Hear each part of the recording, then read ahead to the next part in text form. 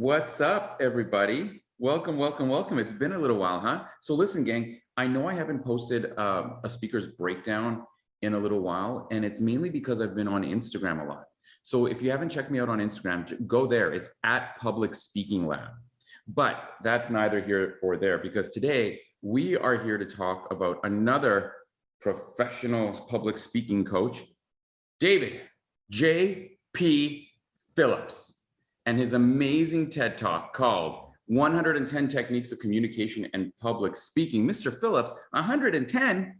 Now listen, I went and looked up this gentleman, and he's got a big presence. I mean, he's done a bunch of TED Talks. He has a website where he does communication training, much like yours truly. He says it's backed by science, much like yours truly.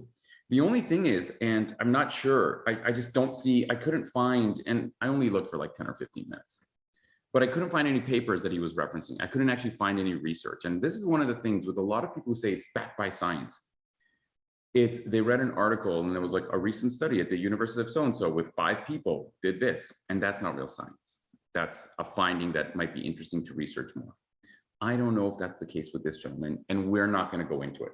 Instead, what we're going to do is break down exactly what he covers in this talk and see if we can parse out what is actually stuff that would work in the real world versus what are just some nice things that people who teach public speaking teach other people.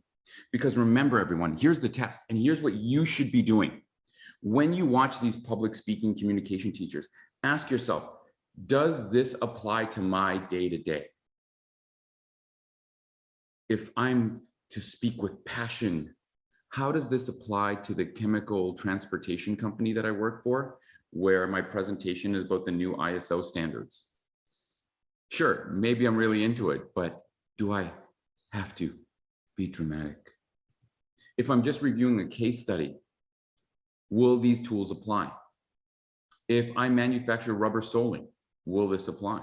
Let's find out. Let's get into it, baby. This is what you came for.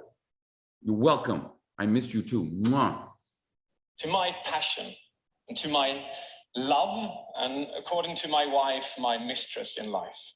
Ooh, that's kind of cute. 7 years ago, I embarked on a journey to analyze 5,000 public speakers from all over the world, amateurs and professionals, in order to distill and understand what makes a good speaker good, what makes a great speaker great, and what makes it. It'd be like super cool if you could be like, for example, I talked to this person, or this person within this genre.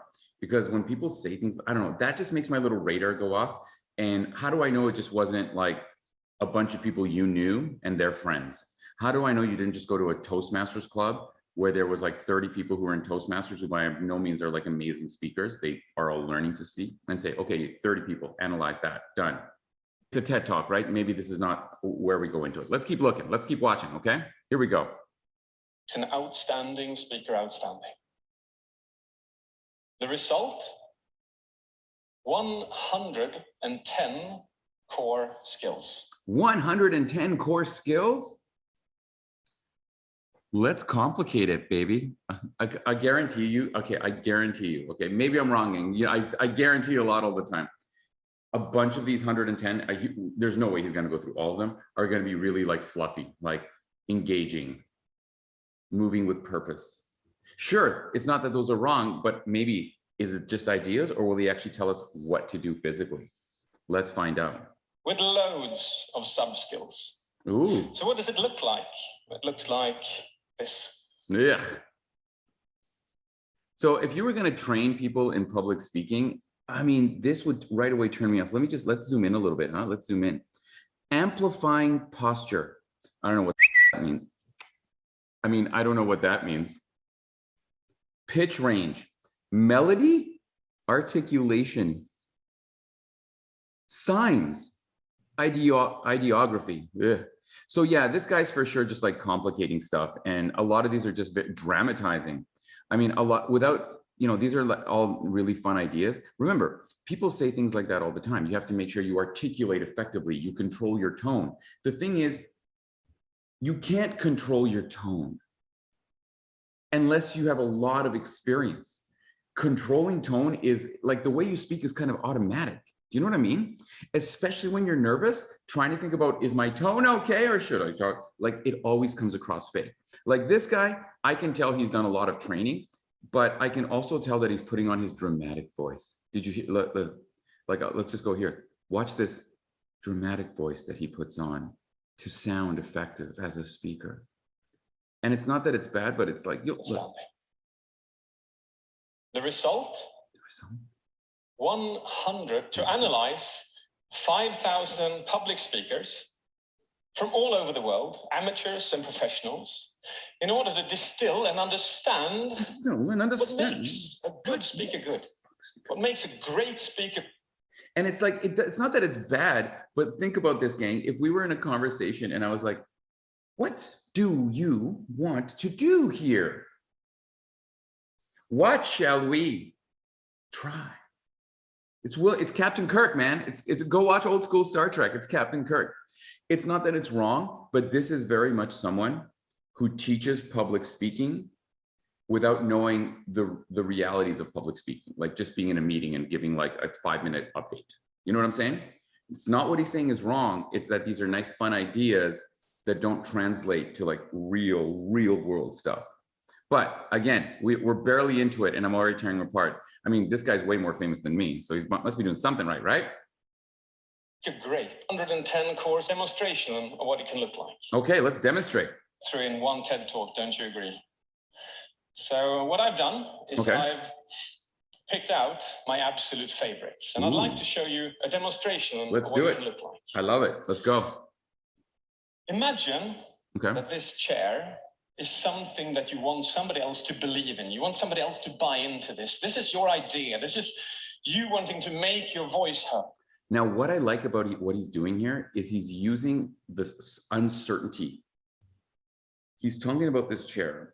I almost guarantee that, like, if you're on one side of the chair, you're like this. If you're on the other side of the chair, you're like this. So what he's probably going to do is, like, if you're on this side of the chair, it's the old way. If you're on this side of the chair, it's the way I do it.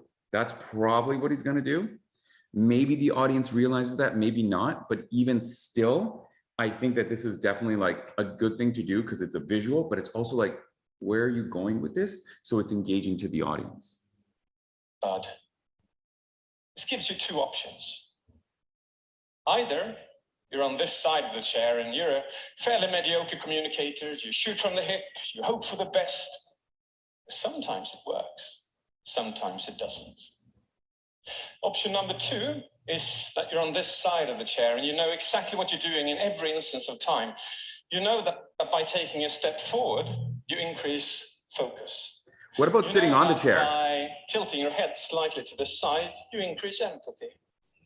You know that by changing hold on. What you are saying. You know that by tilting your head slightly to the side, you increase empathy. Really? Do I look more empathetic now? How about now?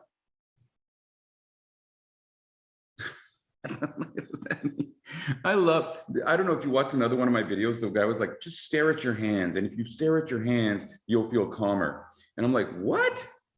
Yo, listen, let's say you're nervous and you remember that you have to tilt your head to one side and you go like this. And then you keep talking. He's giving us a taste. So there's probably something more to that. Like, for example, sometimes when we're listening to, you'll see people tilt their head when they're thinking, you know, like, okay, we do that. So that's a little piece of the puzzle. But saying this makes you look more empathetic is ridiculous. Saying on occasion, when someone asks a question, when you're listening to the question, one of the ways you can communicate that you're listening is by nodding your head and go, okay, and then coming back to neutral, like, okay. That's not my strategy. That's something you could do, but tilting your head just sounds funny.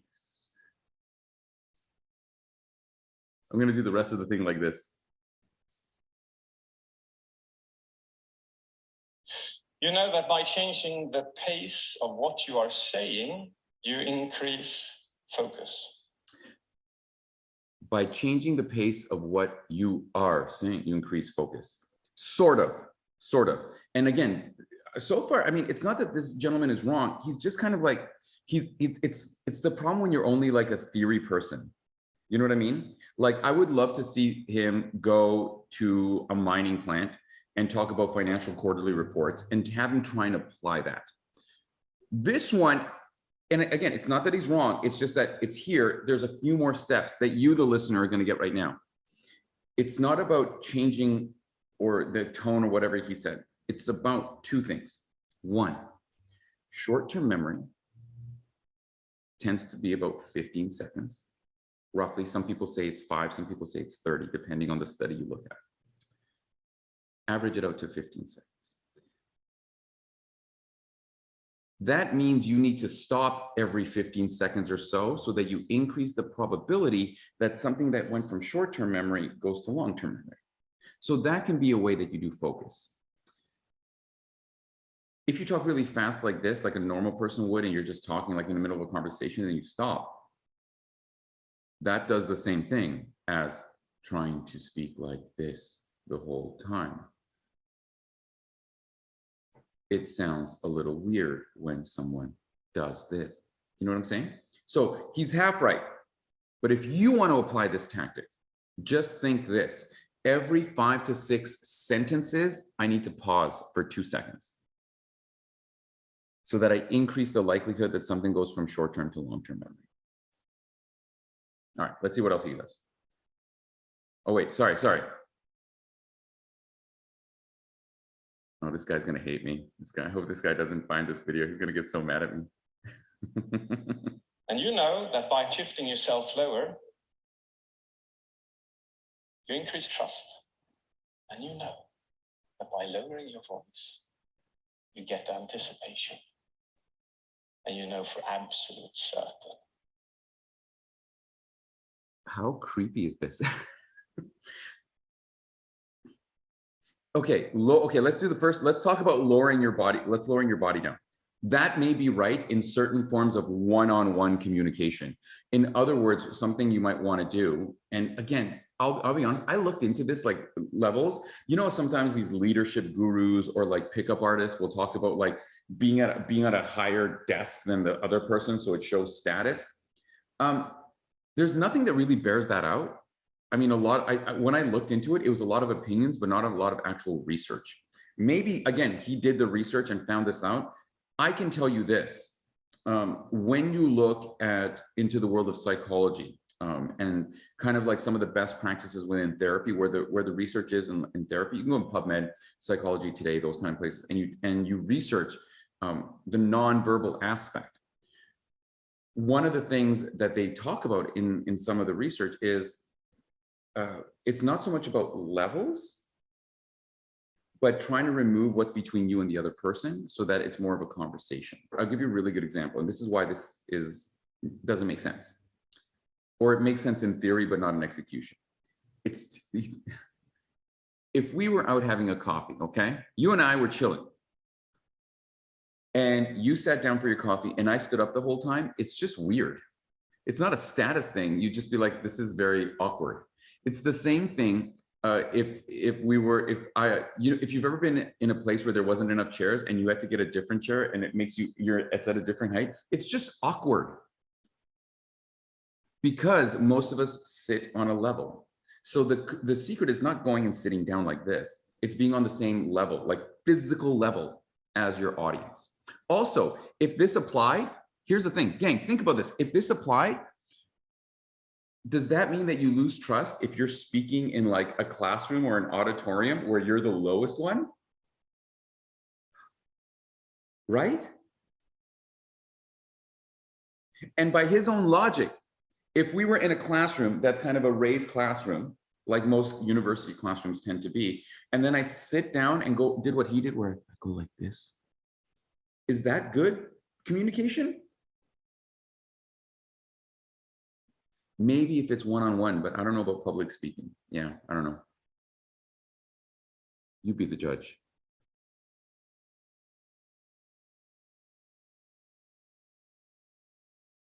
But if you pause, you get absolute and undivided attention. This is true. Yes, yes. Okay, if you pause, let's rewind that a little bit, because he's right. If you pause, pausing is a beautiful tool. You get absolute. But again, it's not pausing. There needs to be more of a strategy. Pausing, again, it's here, but what are the execution? What are the tactics to use pausing? And we just covered it. Pause every 5 to 6 sentences, because that's about the time that it takes for short-term memory to recycle again. So don't just pause. And then for how long should you pause for? 2 seconds. Pause for 2 seconds. Look. And then keep going. Because again, let's suppose you are working for a shipping company, okay? And the company is responsible for execution from, let's say, a store to delivery. It's like it takes your package, packages it up, and sends it to UPS or DHL or whatever, Federal Express, the post office, whatever. That's your company. If you're doing an update on some of the recent things you've done,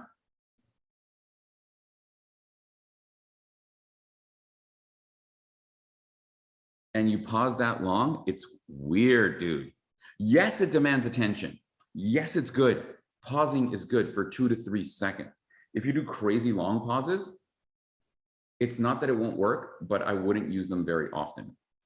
The way he's teaching you, because here's the thing, and it all comes down to this, the way this guy's talking is just another person trying to teach you to be a motivational speaker, which is 99% of what we don't do. And that's the disconnect. It's not that he's wrong, it just, again, it doesn't apply to our day-to-day. But let's before we end off for today, because we're only 2 minutes into the video and this is already long. Before we end off, let's see, because I think he's going to say one more thing here. Let's see. An undivided attention. Yeah, because it jumps here. Now, the question then is, can everyone be on this side of the chair? Can everyone become good at these skills? Yes. What do you think the answer is? Yes. Of course it is. Why? Because it's called presentation skills, skills. That's a nice one. It is not, has never been, and shall never be called a talent. You're not born with a particular gene that makes you brilliant on stage. That's very true. Something you acquire through life. Oh, look, he just did it. Do you see that pause he did? Here's the thing. That was a 1 second pause. And that was enough. Look. Skills. It is not, has never been, and shall never be called a talent. You're not born with a particular gene that makes you brilliant on stage. 1, Something 2. you acquire through life. See? That's all you need. Now, as I said, 110 skills, that's quite the number. So what I've chosen to do is I've picked... I bet you anything this guy's selling a course and every module is one of those skills. ...out the 5... Nothing wrong with that. I say most important skills. Whenever somebody comes to me on coaching... Nothing. I keep pushing pause and play. Nothing wrong with that. I sell a course, right? But I think it's funny. This is what I focus on. And then I'll actually give you 4 bonus skills at the end as well. Sounds okay? So let's start with 2 of my favorites from body language, which is skills. From body language. You know what? I feel like that is a great place to stop on a cliffhanger. I can't wait to see what this guy says when he talks about body language. I'm hoping he's going to show us physical tactics, but I don't know. Maybe we'll be very happily surprised. That being said, my friends, that is it of part 1 of this speaker's breakdown. So far, Mr. David, I like a lot of what you're saying. You're saying the same thing everyone else says. The only thing I'm critiquing you on, sir, is that A, you're sort of teaching people to be more motivational speakers. And that is not how most of us speak. Everyone here watching right now is a student, works in marketing, works in finance.